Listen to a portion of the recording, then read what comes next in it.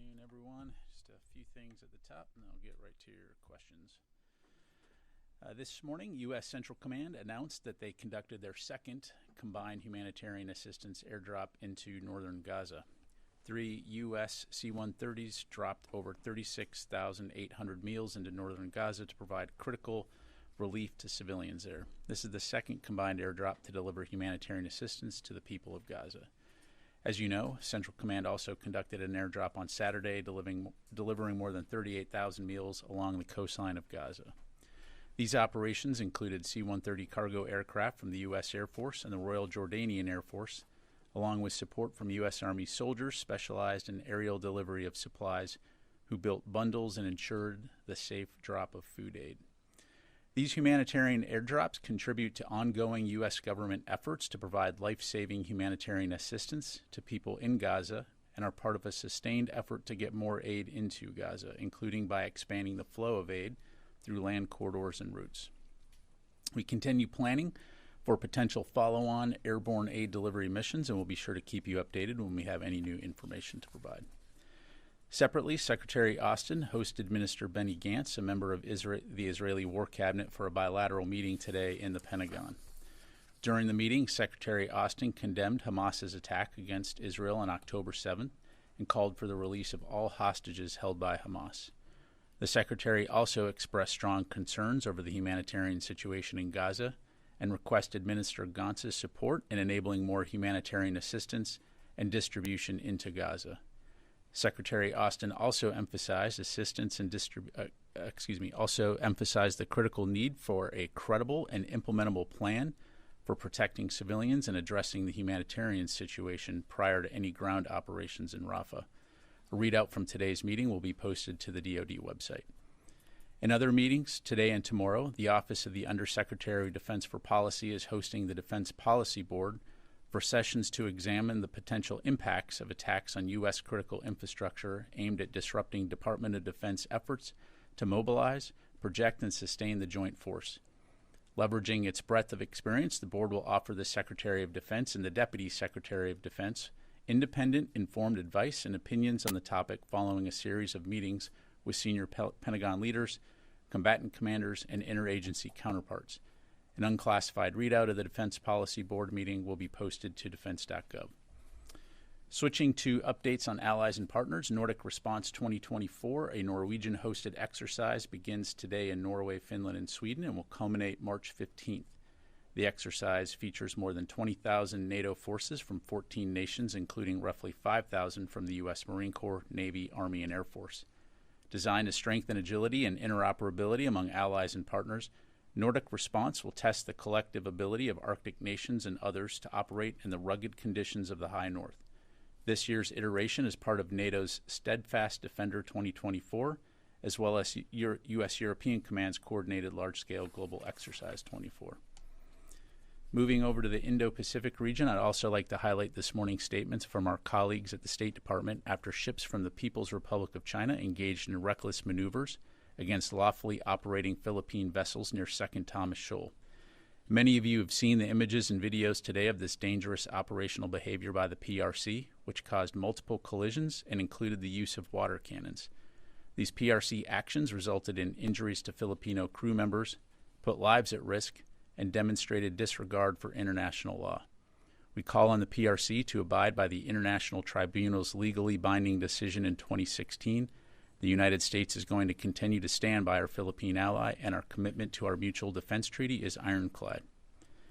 Finally, the Department would like to recognize Women's History Month, which is celebrated across our nation every March. We honor the trailblazing women who have paved the way and those who continue to serve and lead at all levels across the armed forces. We recognize their invaluable contributions to our military and civilian workforce, and their service and sacrifice are a cornerstone for the Department and our nation's history. And with that, I'll take your questions. We'll start with AP. Tara, you're sitting on the opposite side of the room today. Just throwing you off, isn't it?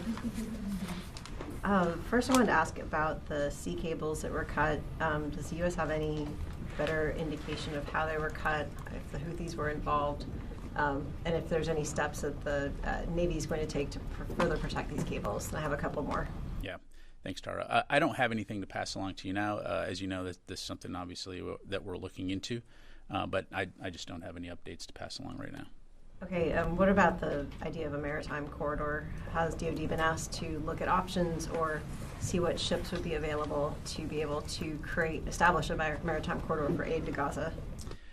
So what I can tell you right now is that in coordination with the U.S. interagency and international partners, we are actively reviewing options for a maritime corridor for humanitarian assistance into Gaza, including potential commercial and contracted options. I don't have more to announce at this time regarding what that would be, but obviously we'll keep you updated on that front. Just one follow on that. Would that include using U.S. personnel, military personnel in Gaza to help deliver stuff, or is it just offshore at this point? Yeah, again, so we would be only in a supporting role, are in a supporting role when it comes to providing U.S. government humanitarian assistance. And so certainly were we to be involved in that, it would be in the form of unique DoD capabilities. The U.S. Agency for International Development is the lead coordinator for the government when it comes to humanitarian assistance. And so, again, we'll continue to work with the interagency on what that might look like going forward. Okay, just one last on Ukraine aid. Is the building still looking at options of using the last $4 billion in authorization, given that Ukraine's state of affairs seems to be pretty dire? Yeah, so I don't, again, have anything specific to announce in terms of additional aid. We continue to urge Congress to pass the supplemental as soon as possible so that we can support Ukraine in its time of need and, of course, replenish our own stocks. As you've heard us say, Ukraine needs the full resources that are available in that package, and there's really no other way to meet fully their requirements on the battlefield. Thank you. Let me go to the other side of the room, Tom. But Pat, these airdrops, it sounds like they're going to continue. Will there be any coordination with anyone on the ground as you drop these, or just kind of drop them along the coast and any civilians nearby can just go up and grab the stuff? So right now, and again, in terms of the coordination of the drops, we are coordinating this with Israeli Defense Forces and are also communicating through text message to local residents to ensure their safety prior to the drop. I think what you're asking, though, is in terms of when they land on the ground, is there anyone there to receive them? And no, that's not the case. But again, we're attempting to do these in a way that they will be able to land safely and that the civilians who need that aid are able to access the aid. Thank you. Carl? Thanks. Going to the Houthi situation, there was another ship that was hit by the Houthis, a Liberian flag Swiss-owned vessel this time. Does DoD assess that what they are doing in the region is enough? Is there a need in the Pentagon's assessment for additional resources in the region to try to safeguard ships? Yeah, again, I don't have anything to announce, Carla, in terms of additional resources going to the region. As you know, this is an international, multinational effort to address this problem, and so that will continue to be our approach, is to work with international partners and allies to disrupt and degrade Houthi capabilities, but most importantly, to work with international shipping companies and countries around the world to help ensure that they can safely transit that waterway. But are there enough resources, military resources, being put into that region right now to stop the Houthi attacks? Again, we have a significant amount of capability already in the region, but it's not just about the U.S. We will continue to work with allies and partners, and as we continue to need more, we'll certainly work with them and certainly are willing to take any and all helpers on that front. Let me go to the phone real quick here. Washington Post, Missy Ryan. Hi, Pat. Just wanted to follow up on Tara's question, and I have a separate question. So regarding the maritime planning, just to press you a little bit more on that, is it accurate to say that you mentioned that the United States would be in a supporting role? Is it accurate to say that the United States might be involved, but that American military personnel would not be delivering aid on the ground in Gaza? Yeah, to clarify, Missy, what I said was the Department of Defense would be in a supporting role when it comes to providing U.S. government humanitarian assistance. I mean, as you know, The United States government has provided more than $180 million in humanitarian assistance to Gaza since October 7th. And so the DoD is supporting that broader U.S. government interagency effort to deliver aid. So again, I don't have anything to announce right now. And as I mentioned, we are actively reviewing options. But what that looks like, we'll just have to keep you updated. Okay. And a separate question. I saw the readout from Secretary Austin's meeting with Benny Gantz. Did Minister Gantz provide any assurances about facilitating additional entry of aid? The readout mentioned strong concerns that Austin had. Was there any guarantees or new steps, any assurances? Did he walk away with any sort of sense that things were going to change? Thanks. Yeah, thanks, Missy. As I'm sure you can appreciate, I won't speak for Minister Gantz. Again, the Secretary appreciated the opportunity to meet with him, but beyond what we've provided in our readout, that's about the extent of what I'm able to pass along. Thank you. Joseph. To follow up on that, in the readout as well, Secretary Austin mentioned the need for a credible and implementable plan before any operations in Rafah. Can you say whether he did present a plan? It just wasn't deemed credible. We have not seen a plan yet from the Israelis when it comes to Rafah operations.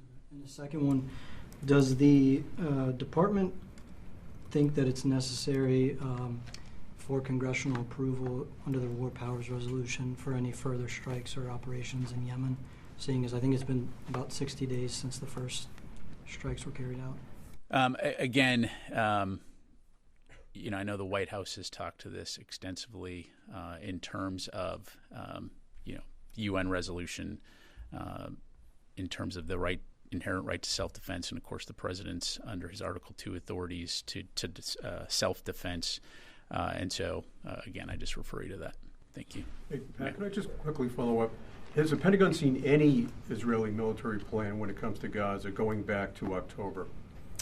I'm not going to get into the specifics about what we've seen other than, we've had an ongoing dialogue with the Israeli Defense Force and Ministry of Defense in terms of what their operations are. As you know, we communicate at multiple echelons, not only here in the Pentagon, but also at U.S. Central Command. And so, generally speaking, they keep us informed on what they're looking to do. But ultimately, at the end of the day, they're executing the plans that they develop. But you can't say whether or not you've actually seen a plan or not going back to October. Well, Joseph's question was about Rafah, Rafah operations. In Gaza, operations going back to October. Have they shared any specific military plans with you? In the past, they have shared operational details with us. I'll just leave it at that. Ma'am. Thank you, Pat. A follow-up, you said that you're coordinating with the Israeli Defense Forces and communicating through text message to local residents to ensure their safety on the airdrops. Can you elaborate on that? Who are you coordinating with for the local residents on the ground? Are cell phone companies involved, and what does connectivity look like? How does it all work? I don't have any more details to provide beyond what I passed along. Thanks. Tasha.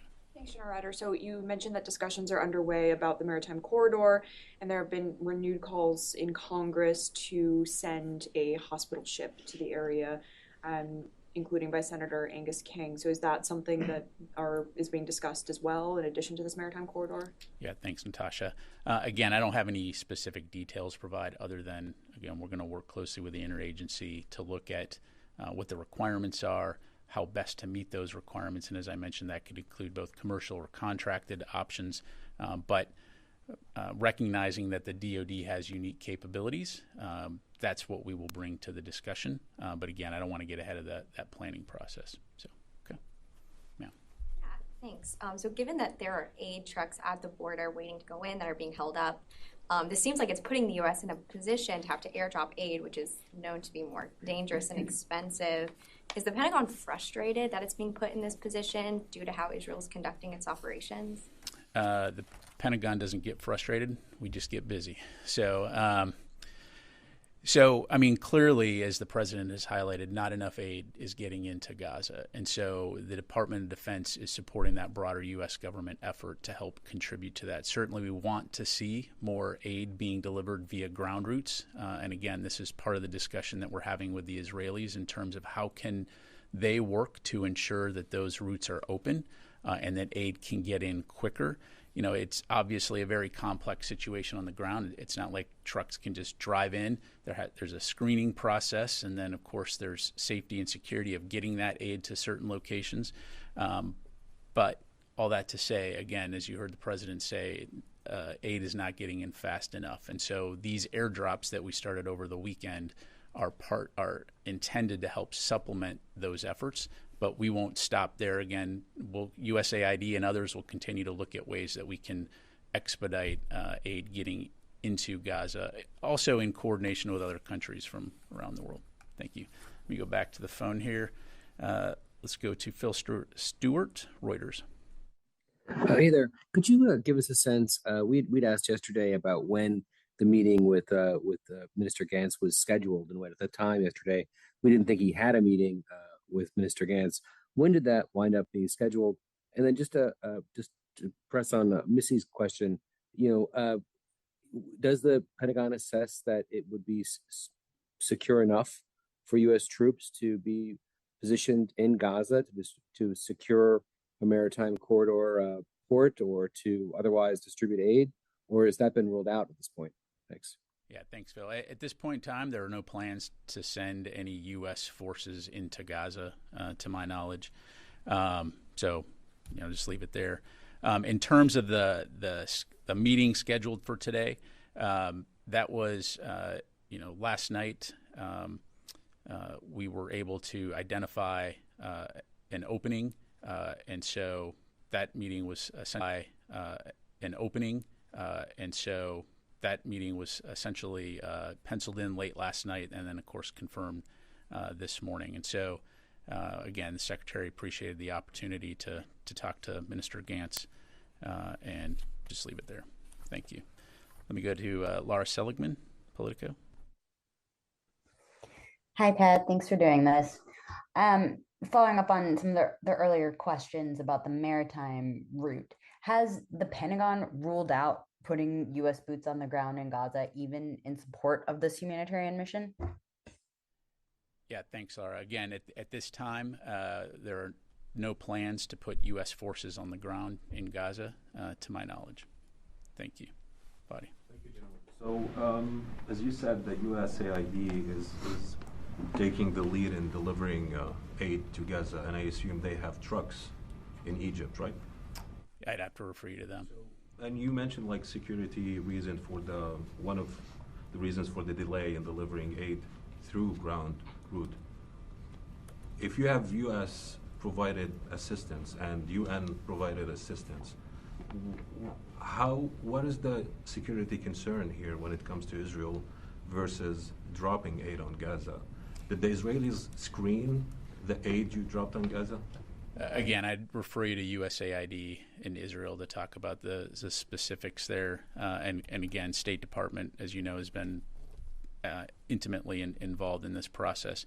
I'm only going to talk to the DoD aspects, but again, as I understand it, the situation on the ground in terms of getting aid into Gaza, whether it's from Egypt or whether it's coming in from Israel,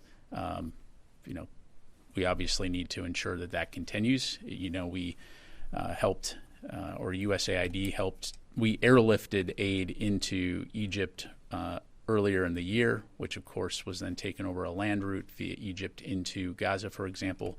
But then, as I mentioned, part of the discussion is working with Israel to open up additional routes that are on Israel's side, looking at all possibilities to get aid in there. But when it comes to the on-the-ground dynamics, DoD forces are not on the ground there, so I really can't speak to that. Air dynamics, so you had two operations to drop aid on Gaza. Did Israel screen that aid? They did not. They did not. So they allowed that aid without any screening? Correct. Rio. Thank you, General. Please let me ask you about the Indo-Pacific. The China said today that its military spending will increase by 7.2% this year. So there is an accusation of the Chinese military spending in terms of transparency and openness. So does the Pentagon assess China's actual defense spending could be much larger than the amount they publicly announced? Yeah, thanks, Ro. So, I'm not going to get any from the podium here, any specific intelligence that we might have from a DoD standpoint. What I will say is that we will continue to monitor their evolving military strategy, their doctrine, their force development. And as you highlight, we do continue to call on them to be more transparent about their defense spending and their actions that they're taking, not only in the Indo-Pacific region, but around the world. Separately, following up about the situation in the South China Sea, the Chinese dangerous behavior has continued in spite of the U.S. commitment to defend the Philippine ally.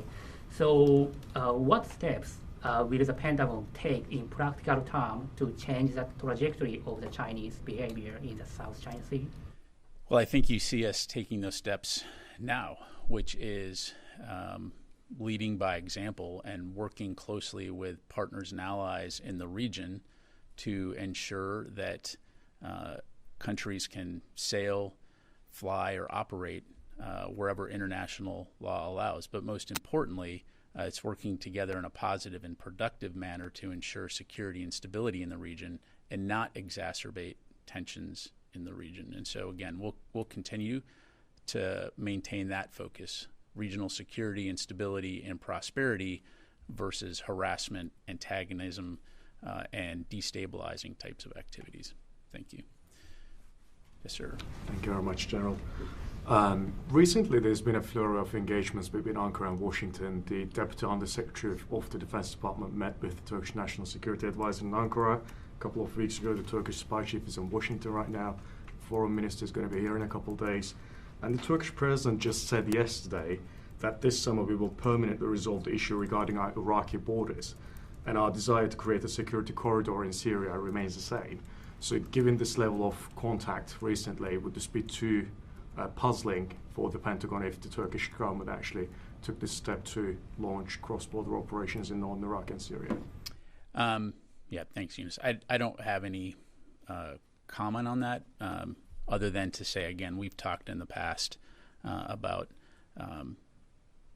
the challenges that any type of cross-border attacks would cause, particularly as it relates to the Defeat ISIS mission. Of course, we highly value Turkey as an ally, but when it comes to those particular conversations, I just don't have any insight to provide. Position hasn't changed on that, it's the same as last year and the year before. Correct. Tom. Thanks, General. A couple of questions for you. First of all, how does the Pentagon address the apparent paradox of providing bombs to Israel on the one hand and ready-to-eat meals to Palestinians on the other? So, Tom, as we've talked about, we recognize a couple things here. One, Israel was attacked by Hamas on October 7th, over 1,200 people killed, over 200 hostages taken, half of whom are still being held by Hamas. Hamas has not laid down its arms. It continues to present a significant and potentially existential threat to Israel. And Israel has an inherent right to defend itself. And as a strong partner, long-standing partner of the United States, our support for Israel's right to defend itself is ironclad, and we will continue to support them and ensure they have what they need to defend their people and protect their citizens from future terrorist attacks by Hamas. At the same time, as we've been saying for a very long time, and I mentioned earlier, over $180 million in humanitarian assistance to people in Gaza from the U.S. government, we recognize the importance of ensuring that the people in Gaza can remain safe. And again, we have been consistently speaking with our Israeli partners on the importance of ensuring civilian safety. Secretary Austin has talked about this at multiple times, to include in his speech at Reagan, and that will continue to be our position. Ultimately, at the end of the day, what we want to see is a situation where Israelis and Palestinians can live next to each other side by side, and the threat of Hamas no longer exists and creates the chaos that they have brought to both the Israeli and the Palestinian people. Thank you. Thanks. And then the second question. I know you don't want to get ahead of any announcements vis-a-vis the aid corridor through the maritime route, You did mention some unique DoD capabilities. Can you talk about what these could be in a general sense, and like amphibious landing craft, for instance? And also, could you talk about like what the situation is now with regards to like the Israeli naval blockade? Like, how would the corridor get around that, or would it be through the blockade with the Israelis? Thanks, Tom. No, I'm just not, because as much as I'd like to get into hypotheticals and speculate, that will be reported as DoD is going to do X. And at this point, I just don't have any specifics to announce. So we'll be sure to keep you updated.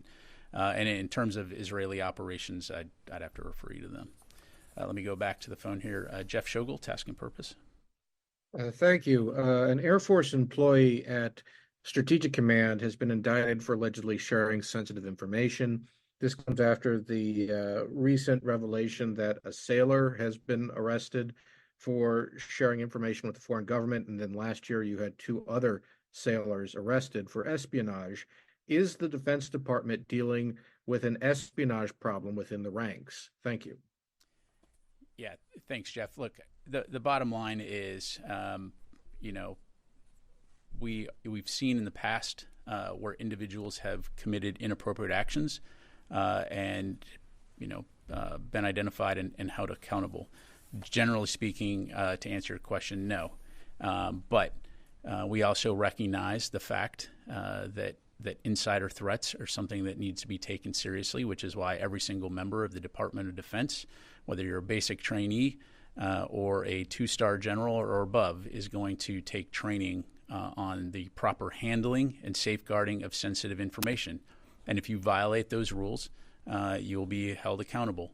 And so we'll just leave it there.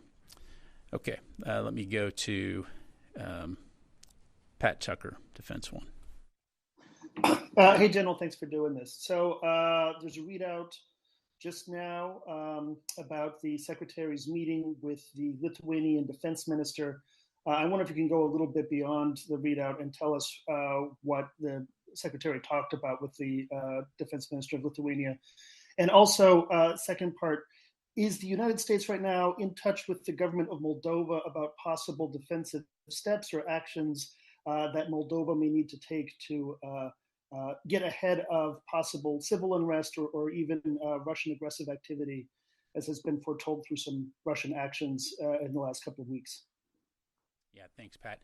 Listen, I really don't have anything to provide beyond what was in the readout. A very productive meeting.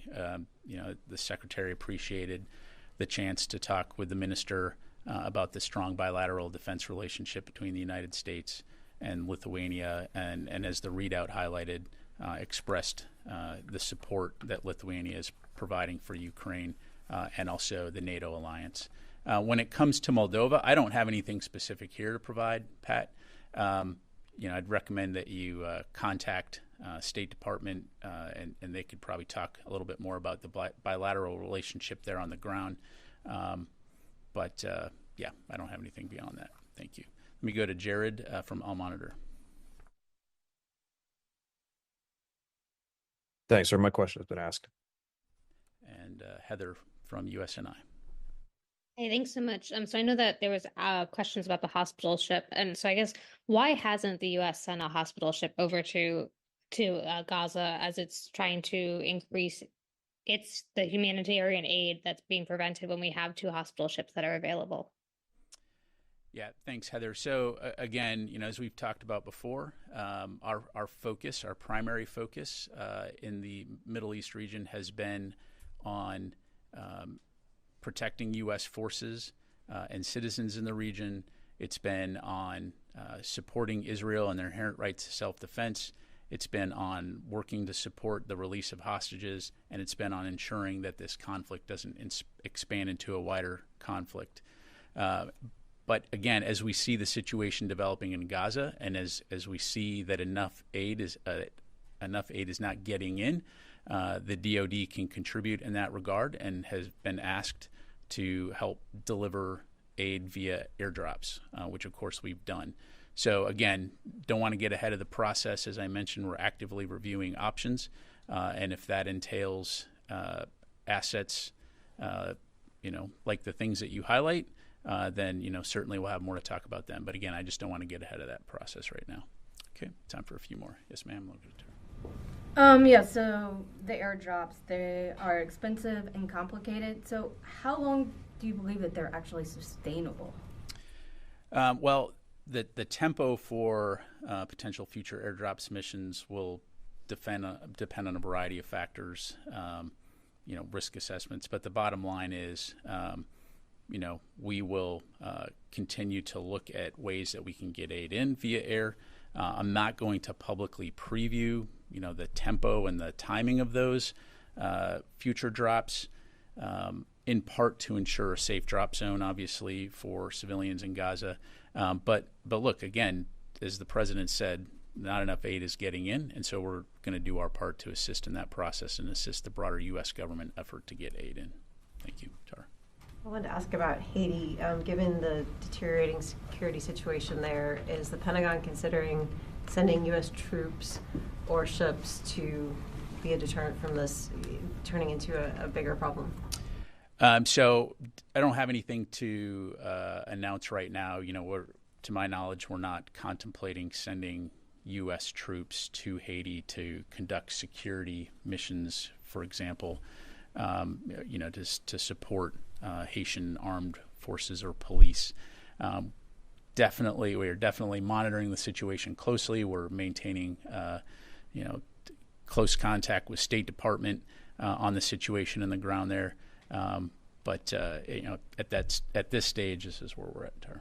Some critics have said that a multinational force just won't be enough, and it will require U.S. troops to get the situation under control. And that's an interesting statement. Okay, Louis. Two questions. First, on the statement, the readout from the meeting this morning with Minister Gantz. It says that the Secretary expressed strong concerns about the humanitarian situation in Gaza. You've laid out scenarios about why the administration is concerned. What are some of the concerns that the Secretary has, and how did he express them strongly? Yeah, Louis. So a couple things. And as I highlighted earlier to Tom, when the Secretary spoke at the Reagan National Defense Forum, and again, I'd point folks to that speech. There's really two aspects here. One, it's the right thing to do, right? There's people that are suffering and they need help, and the Department of Defense has a capability, in this case, the ability to airdrop food. And so, we're taking that approach in support of the broader effort. But importantly, also, again, as I mentioned, we recognize the threat that Israel faces from Hamas. But it's important not to allow tactical victory against Hamas to be replaced with strategic defeat due to creating a situation where essentially Hamas is emboldened and the people of Gaza, the Palestinians who live in Gaza, can't live in peace. And so it's incredibly important that this situation be addressed, and that we can not only ensure that Palestinians, innocent Palestinians living in Gaza, can get the humanitarian assistance that they need, but that we can restore security and stability to this region as quickly as possible, and that we can begin the process by which Israelis and Palestinians can live side by side in a situation where, again, Hamas is not a threat and not a destabilizing factor in this region. Have there been discussions about potentially cutting off the U.S. military assistance to Israel in this situation? And what would be actually the benefits of that? One could call that, the carrot and stick approach, that would be a stick approach to express concerns to the Israelis. Yeah, I appreciate the question. I'm not going to get into a hypothetical discussion here from the podium. The fact is we are providing assistance to Israel, again, for all the reasons I highlighted earlier, which is to enable them to defend themselves. We recognize some of the actors that live and operate in the region that have said as a stated policy they want to see the elimination of Israel as a state, and we recognize that, and we recognize, again, Israel's inherent right to self-defense. So we're going to continue to support them in that regard. But again, we're also going to expect them to conduct their operations in accordance with international humanitarian law and the international law of armed conflict. All right, got time for a couple more. Sir. Thank you, General. Last week, the Senate defeated an attempt to hold the sale of F-16 jets to Turkey. So, as the Turkish foreign minister is expected to visit Washington this week, will the Pentagon leaders discuss this with him? Or what, do you have any update on the F-16 jets to Turkey? I really don't. Again, you've heard us say that we support Turkey getting the F-16s, but there's a process that involves Congress, obviously. And so when we have updates on that front, we'll be sure to provide them. All right. Thanks very much, everybody. Appreciate it.